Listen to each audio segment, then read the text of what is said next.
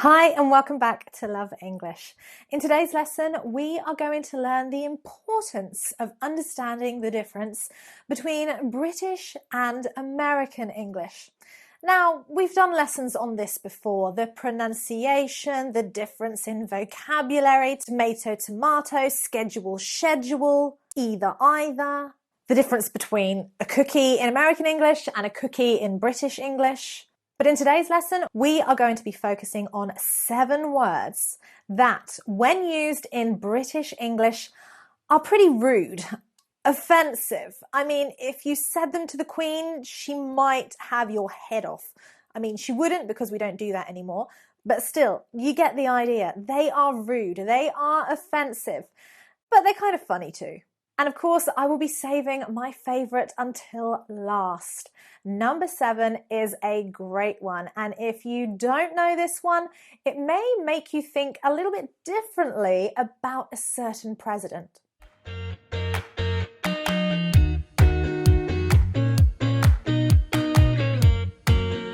So let's get on with the lesson. 7 words in American English that are perfectly fine, but in British English are rather rude. Right, number 1, Randy. Randy. Now, if you are an American and watching right now, you're probably scratching your head and saying, well, how can that be a strange word? It's a lovely name. In American English, this is a name usually for a boy, Randy, but in British English, it has quite a different meaning. In fact, in British English, it actually means horny. Horny.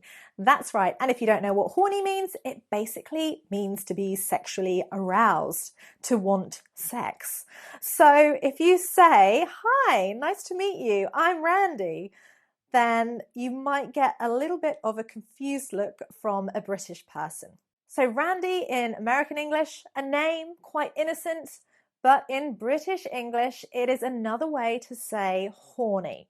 But if your name is Randy and you're coming to England, you might want to get your friends to reserve a table on the phone. Yes, can I have a table for 2 for Randy?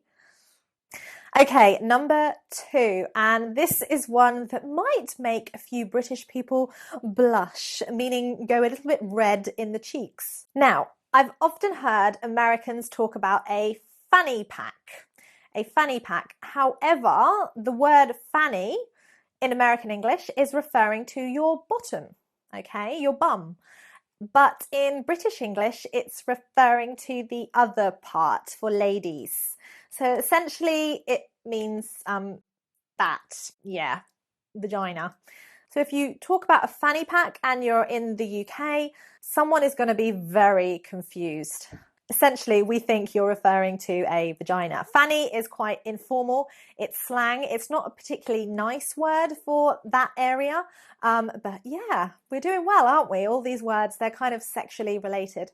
So in British English, a fanny pack, so what you would wear around kind of your waist, put your money in, I don't know, bits and pieces, we would actually call a bum bag, a bun bag. So yeah, we wouldn't say fanny pack, we'd say bun bag. And we would only talk about fanny in a very crude, rude, maybe like guys in a pub, you know, having a joke, but we definitely wouldn't use it to talk about a bum bag. It's not a fanny pack, it's a bum bag when you get into the UK. Remember that, guys. Otherwise, you're really going to get some strange looks in the UK.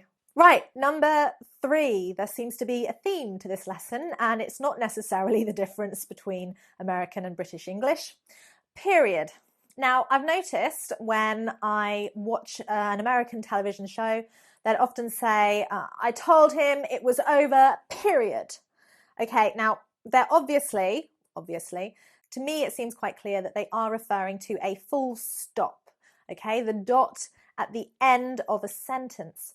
However, period, when we talk about this, when we use this word in British English, is more often than not referring to menstruation.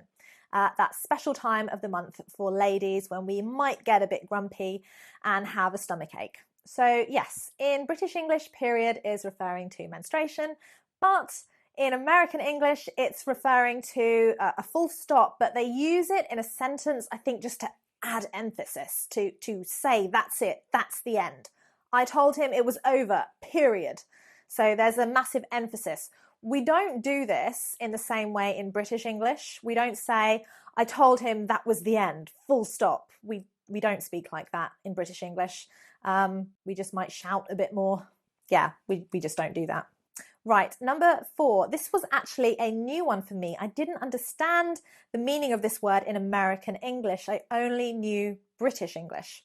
So, thick. Now, in American English, thick is referring to a woman who has got nice hips, maybe a big bum, but quite a voluptuous, we would say, a curvy figure. So it's referring to the shape of a woman. So if you say, wow, she's thick, you're referring to her physical shape. However, if you say this in British English, you are saying someone is stupid. Thick means stupid. It's quite insulting. It will upset people. So you don't want to call a woman thick when you get into the UK. Don't do it. You might end up getting a thump. So thick, fine, might be a compliment in American English, but in British, super rude. Very rude. In fact, thick means stupid. And there's no better word than stupid. I know words. I have the best words. But there's no better word than stupid. Right, number 5. And I think most people will know this one, but it is quite funny. Pants. Pants. Now, pants in British English are basically underwear, but they are male underwear. Women, we would say knickers, okay? Women wear knickers, but men wear pants or boxer shorts, but pants would be like the smaller ones. So in American English, pants are referring to trousers. We would say trousers in British English, but Americans say pants. And I guess instead of pants, you say underwear. We say underwear in British English, of course, but pants is specifically referring to underwear. It's a synonym of, for men, again, I stress. So yeah, when someone says, oh, I forgot my pants, you're kind of thinking, wow, you didn't put any underwear on today? That's a bit weird.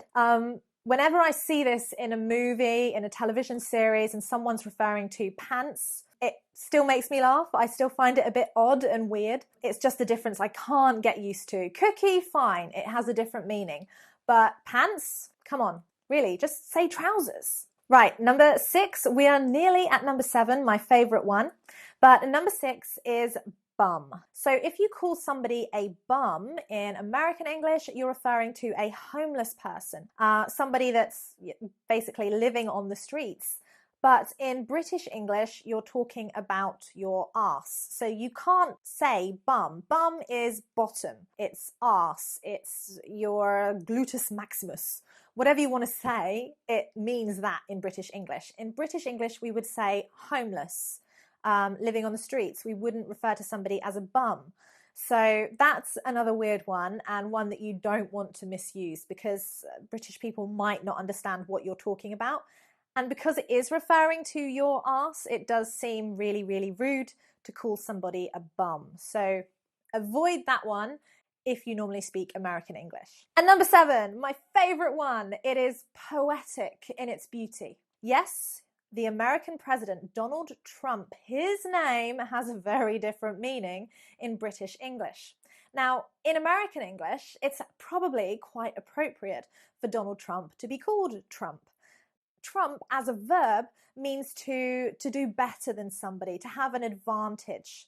So you can trump someone in a game, I guess.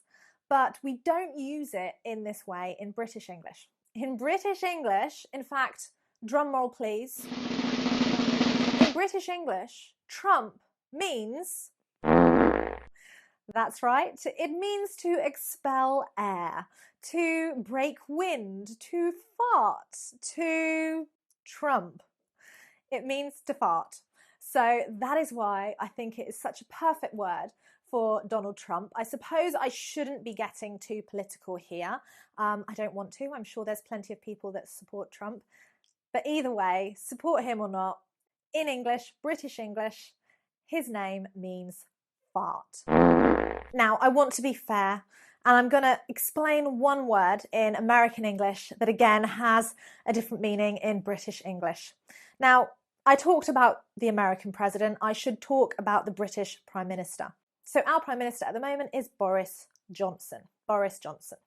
Now, Johnson in American English, as I understand it, actually means penis. It's talking about that part of the male anatomy. So essentially, we've got President Fart and Prime Minister Penis. This is the world we're living in, ladies and gentlemen. Enough said. And there we have it, 7 words that you really don't want to be using in British English, that you don't want to be using if you come for a holiday, to visit, to study English in the UK. In America, great, fine, use those words all you want, but understanding the differences between British and American English has never been more important. So if you've got any more words you'd like to add to the list there, anything that I've missed out, I'm certainly no expert on American English, but please comment below and share them. Let us know what words have confused you, the differences between British and American English, or if you think there's any words in British English that could be offensive in American English, or any more in American English that could be offensive in British English. Thank you very much for watching, guys. Take care and see you soon. Actually, we think you're referring to vagina. So in American English, it's trousers. No, so